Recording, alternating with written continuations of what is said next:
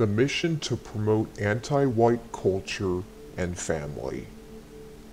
Disclaimer: this documentary is not meant to serve in a politically affiliated capacity, but simply shed light on the events that led up to the mission of white hatred. This film is not an attack on any race, religion, creed, or belief system.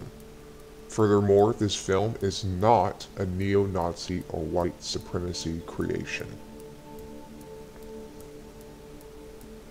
I never thought I'd live to see the day where my own race would become the primary target of discrimination. Through my childhood, I grew up in many neighborhoods with whites, blacks, Hispanics, and even Arabs. Not once in my childhood did I ever receive hatred for being who I was from my friends of other races. My parents raised me to understand that no one is more important than anyone else, including on a racial level. To understand how we came to see deliberate attacks on white culture, we must understand who, when, and why this mission was first formed. Bring your umbrella, because it's going to get ugly outside. To begin, we must go back to the year 1865, the year of the conclusion of the American Civil War. Abraham Lincoln, president during the American Civil War, had plans to return all black slaves to Africa, as that was their original homeland. After their return, he was to order the American businesses and army to help build infrastructure to create communities for much of the African continent. This was to serve as reparations for the inconvenience on black families during slavery. But one man could not allow that to happen. A man by the name of John Wilkes Booth, part of a secret society which we may never know of, was made aware of Lincoln's plans and assassinated him before they were carried out. Why was this task of Lincoln stopped? Many believe with good reason to deliberately keep the black families in America and to use them for evil intentions in later years. We'll discuss that in detail in a few minutes. In 1865, a white German immigrant businessman by the name of Jacob Schiff, known today for the expansion of the American Railroad, arrived in New York City to start a new life. According to many, Schiff was sent on a mission to create a monopoly on the news, radio, TV, and Hollywood industries, which would ultimately end up spreading the ideas of organizations created. Schiff ultimately ended up buying into a banking house known today as Kuhn and Loeb, but this was just the beginning of his mission for gathering money. Throughout years of building businesses, gaining high profit on sales and investments, we fast forward to the year 1909, when Schiff and his other associates by the name of Lenhem came to the idea of creating a nationwide organization known today as the NAACP, or the National Association for the Advancement of Colored People. The strange thing about this organization was the simple fact that the presidents, directors, and legal counsels of the NAACP were always white, rich men, never black as it still is today. Very racist if you ask me, especially for an organization aimed to assisting black culture and people. Now we return to the reason for keeping black families in America. The sole mission was to use the black community, who could be sparked into so-called demonstrations, rioting, looting, murder, and every other type of lawlessness in the name of anti-white culture. In 1913, the Schiff Group organized the Anti-Defamation League, commonly known as the ADL, which ultimately served as the parent organization for the NAACP. Now, it seemed like a nice idea to many in the public to have an organization that prevented hatred against a race of people that many saw to be lower than whites. but their ultimate dark mission had already been planned.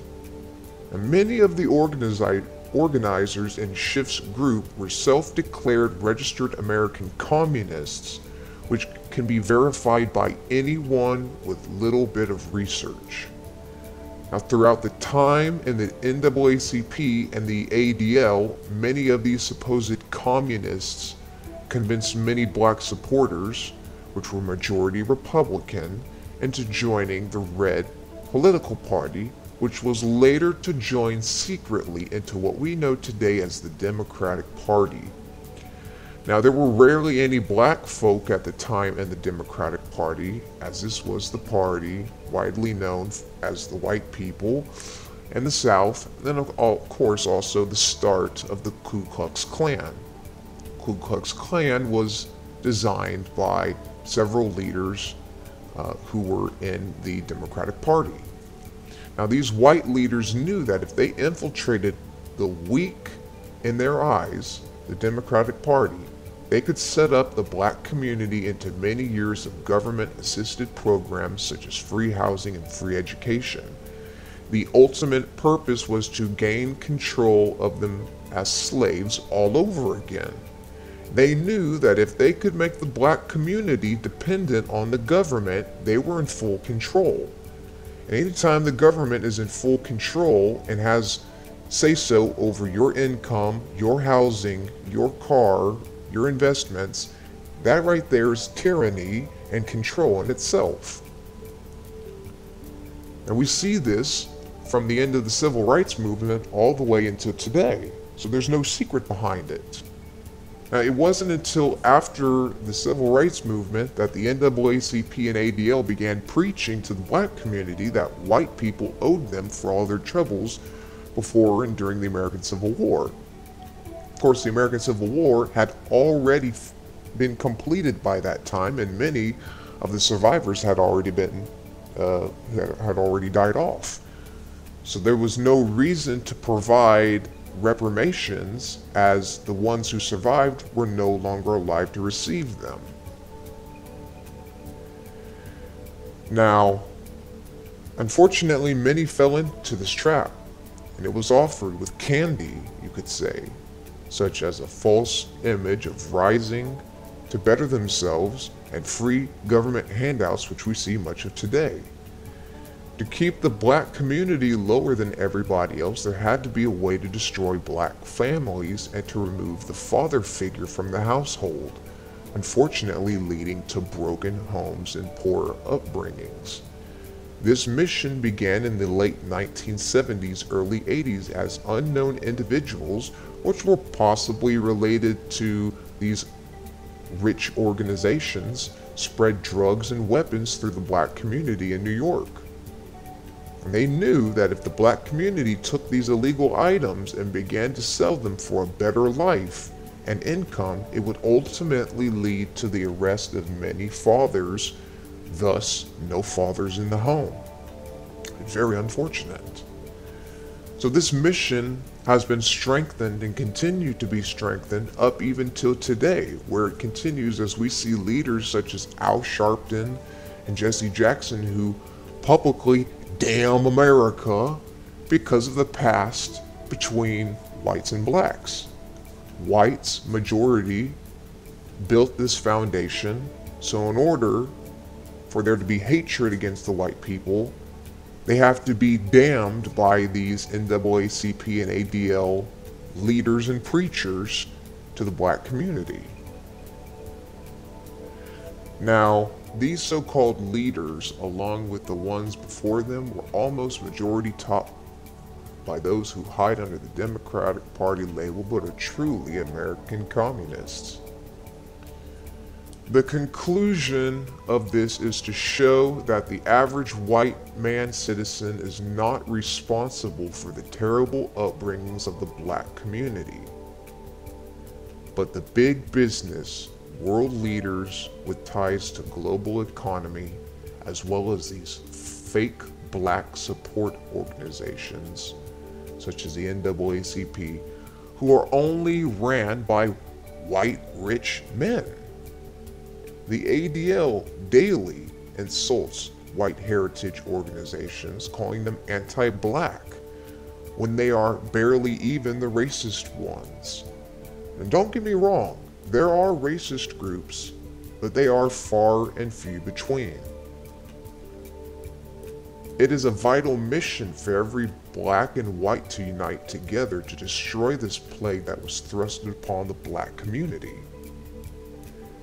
Now, anti-white propaganda can be spread because the original creators of these organizations, who had the money and the investment firms, were able to buy out the mass media. The TV, radio, web, all sorts of different types of communications, and especially Hollywood. And it's truly sad. And we need to realize the real culprits behind this. And we need to put a stop to it. And we need to inform everyone what the true intentions are of these organizations who claim to be supporting the black heritage and black culture and black families, but again, are rarely doing just that. Instead, they spread the idea of white hatred and that it's the white man's fault for their demise. But in actuality, we see the proof right here in the pudding of who's truly behind this.